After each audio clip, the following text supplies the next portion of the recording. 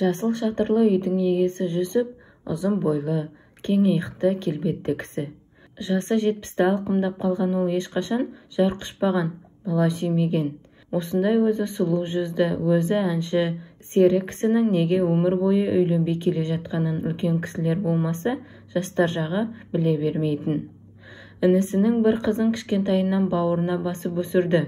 Оның әкесі де, шешесі де бір өзі болатын. Қыз бала емес пе? Назгүл кішкене күнінен көкесінің күреукелі көңіліне алаңдап өсті. Көкесі әлденеге күлімсіреп, әндете бастаса, бұл елжірей бастайтын. Кішкене кезінде көкесі мұның шашына дейін жуып, тарап, өріп, ақ пантегін желбіретіп мектепке жіберуші еді.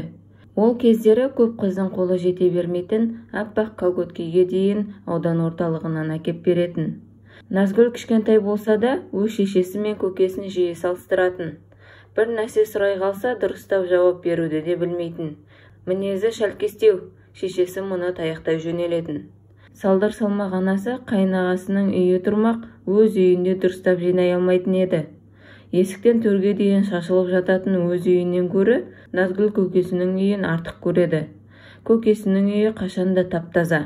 Әйелі жоқ үй демесеңіз, көкесі істің көзін таба біледі. Назгүлдің үсті басы таптаза, тамағы тоқ, көкесінің ықпалымен мектептегі сабағында кілең беске оқыды. Бой жете бастаған Назгүлді осы көкем неге үйленбеген деген сұрақ жиі мазалайтын. Осындай қамқор, мейірімді көкесінің жалғыз жүргеніне, өзінің ұл қызы болмағанына іштей көңілде түсетін. Бірде көкесінің ескі альбомдарын қызықтап қарап отырды. Сол кезде қап-қара шашын, екі бұрым етіп өрген, көздері мойылдай қара, сұлу бір қыздың суретіне көзі түсті. Назгүл әлгі бейтаныс қыздың суретіне ұзақ үңілді. Әдемісін-ай, бұл қыз көкеме кім болды екен? Кімнен сұрасам екем деді. Осы күннен бастап Назгүлдің көз алдынан әлгі альбомдағы қыз кетпей тұрып алды. Қыздың суретін біреуге көрсетіп, кім екенін сұрап білгісі келгенімен ыңғайын таппады.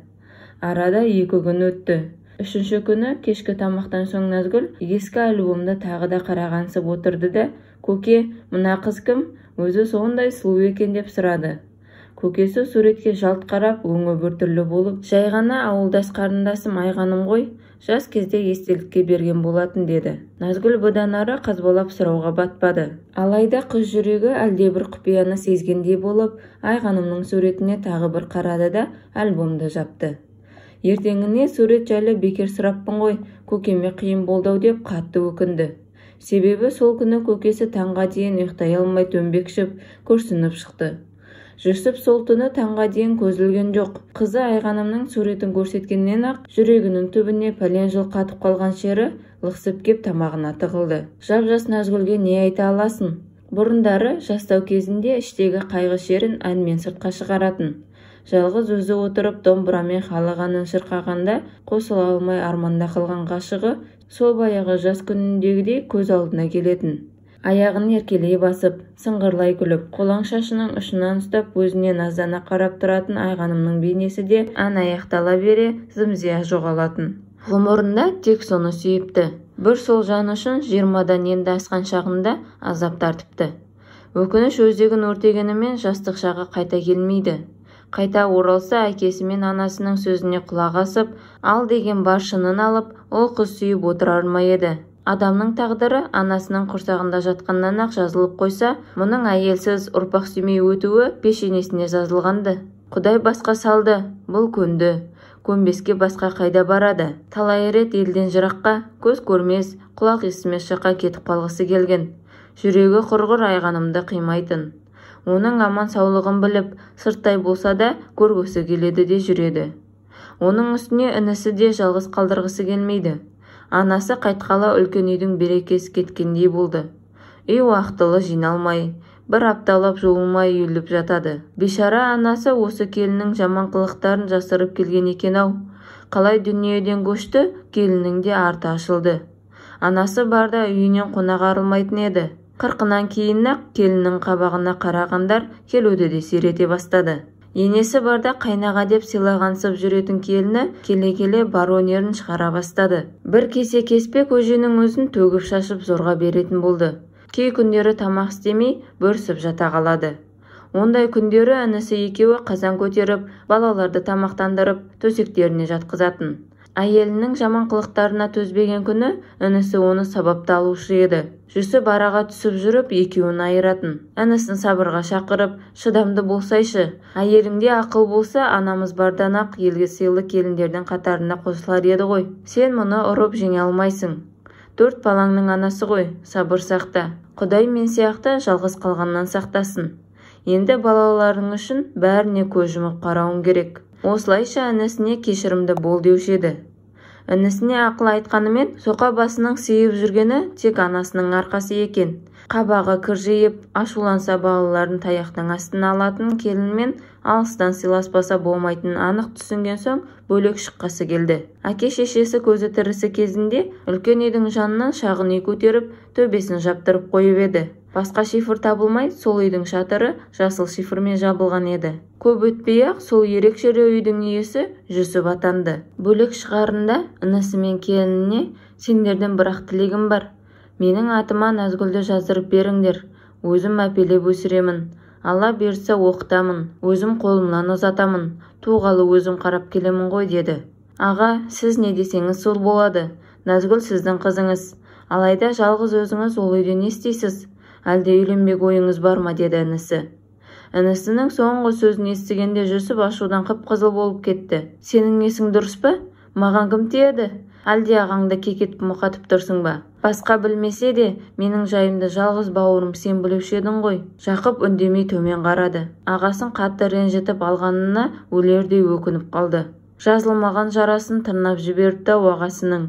Мұншалықты ақымақ болар ма? Аға, ақымақ ініңізді кешіріңізші. Осы кезде есік ашылып, кішкентай Назгүл томпаңдап ішке кірді. Көке, жүріңіз далаға шығайықшы, атқа мінгізіңізші деді. Жүсіп Назгүлді түк көтеріп алған күйі сыртқа беттеді.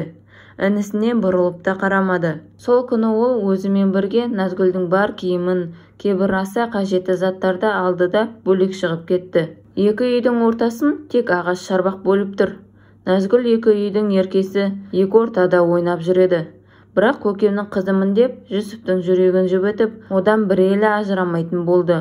Жұрт та қызық қой, Жүсіптің жалғыз өзінің бөлек шығып кеткенін біраз әңгіме етіп, сан-саққа жүгірте бастады. Жүсіп бөлек шыққан күннің ертесіне-ақ ауылдың сөзге үйір әйелдері бұл бекер емес.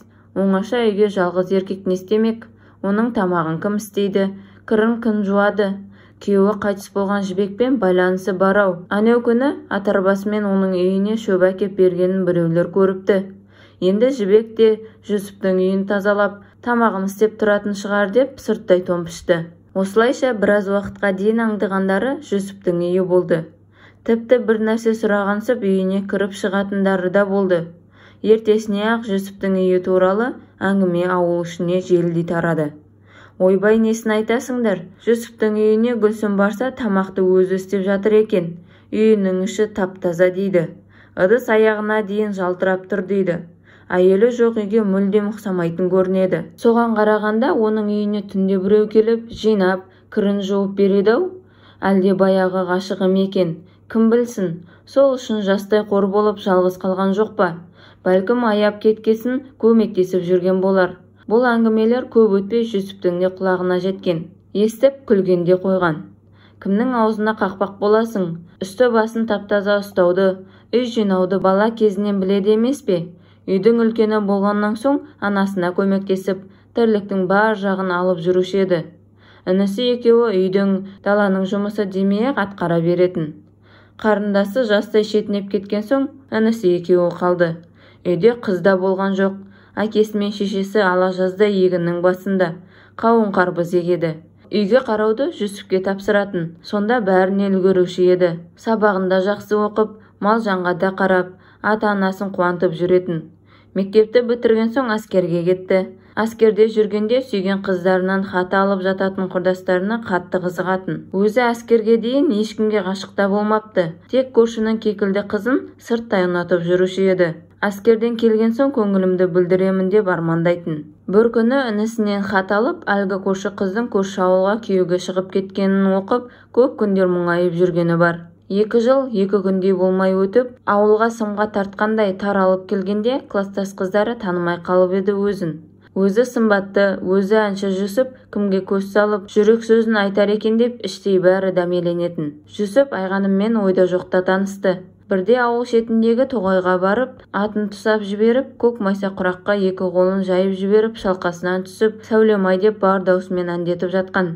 Бір кезде дәл төбесіне төніп тұрған жап-жас сұлу қызды көріп, орнынан тұра алмай, зорға дегенде оң қолымен жерді қармап тұрды. Дәл жанында бұрын-соңды көрмеген бейтаныс бейне. Қарақат көзі жәудіреп тұр. Жүсіп тілін жұтып қойғандай болып, жас сұлудың көзіне қарап тұрды. Жүсіп әлі де қарап тұрар ма еді? Үнсіздікті қыздың сыңғырлай шыққан дауысы бұзды. Әкемнің атын іздеп жүредім. Шідерін үзіп кетіпті. Көзіңізге түспеді ме? Жоқ, деді Жүсіп тұтықпасы бар адамға ұқсап зорға сөйлеп. Ол өз жүрегінің торға түскен торғайдай тыпырлап тұрғанын анық сезді. Есіл-дерті мына тоғайға ешқашан көрмеген сұлу перизаттың қайдан келе қалғанын білу. Бір кезде батылдық танытып, менің есімім Жүсіп, мына ауылдың баласымын. Әскерден жақында келдім. Сен қайда тұрасың? Біздің ауылдан бұрын-соңды көрмеген сияқтымын деді. Мен мына бөлімшеде тұрамын. Есімім Айғаным. Басқа ауылдан көшіп келгенбіз. Әкемнің жұмысына байланысты деді. Малдарымыз жерсінбей жүрме, жиі жоғала беретін болды. Жарайды, әкемнің атын табуым керек тезірек деген қыз кетуге ыңғайланды. Жүсіптің қызды жібергісі жоқ. Жүр, бірге қарайық. Тоған жақта жүрген болар деп жол бастай жөнелді. Айтса айтқандай, дәу төбел ат тоған жақта жайылып жүр екен. Айғаным бұған рахметін айтып, атын жетелеп үйіне қарай қайтты.